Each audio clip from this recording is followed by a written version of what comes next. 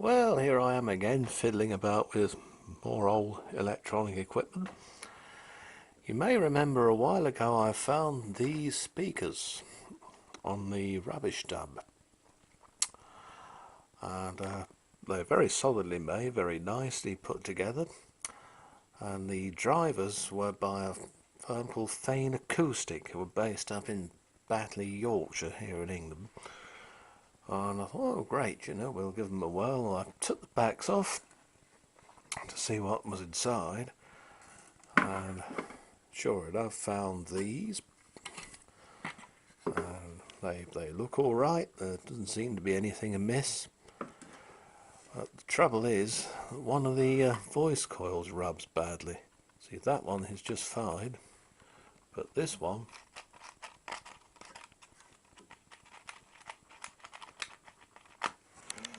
is no good at all. And I'll just show you the little label on the back. You may just be able to make it out. I'll put it on the macro, that's better.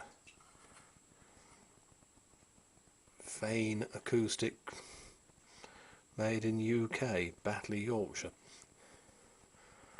The terminal plate on this one is loose as well, so that may have something to do with it. But somebody tripped over the wire and yanked it, and it's pulled the thing out of kilter. But the one thing I can't do is to get the magnet off without causing a hell of a lot of damage to the innards, I suspect. So I had to give up at that point. But I've still got that one. That one's okay. So what to do in the meantime? Get these cabinets going again.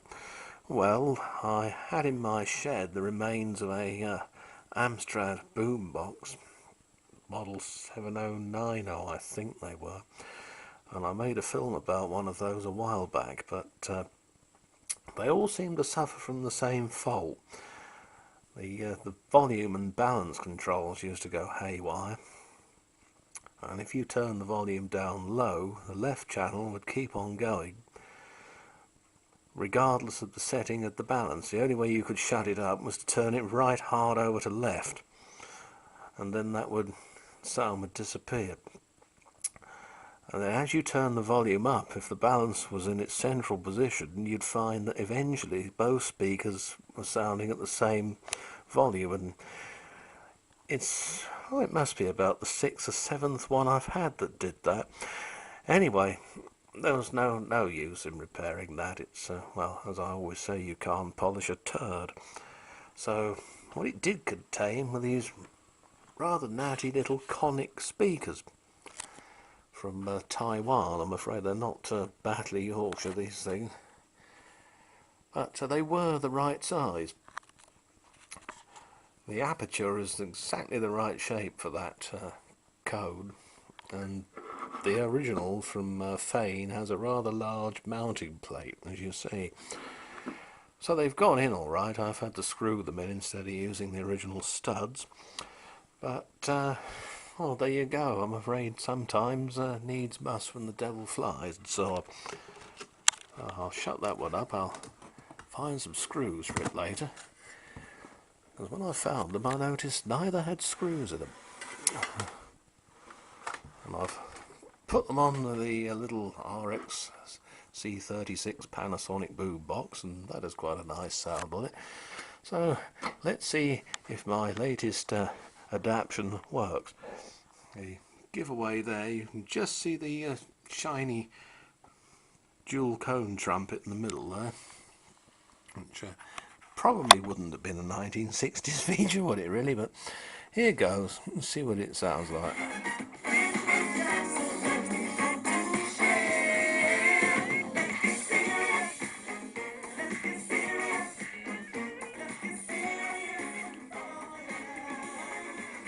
Well, that's not too bad.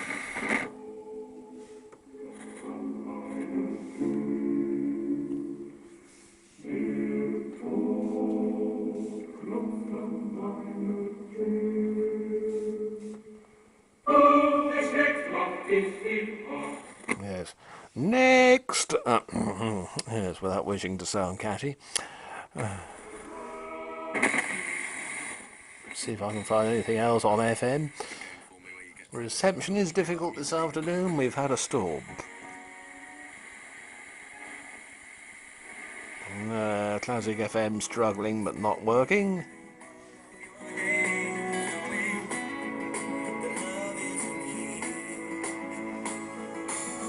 You see the pictures, but you don't know their names. 'Cause love isn't here. And Well, the upshot of it is that they certainly sound a lot better than they did before. So there we are. That trip to the tip wasn't such a bad thing after all. There nearly always seems to be something interesting down there. It's amazing what people chuck away. Anyway, I hope you like them, and see you again.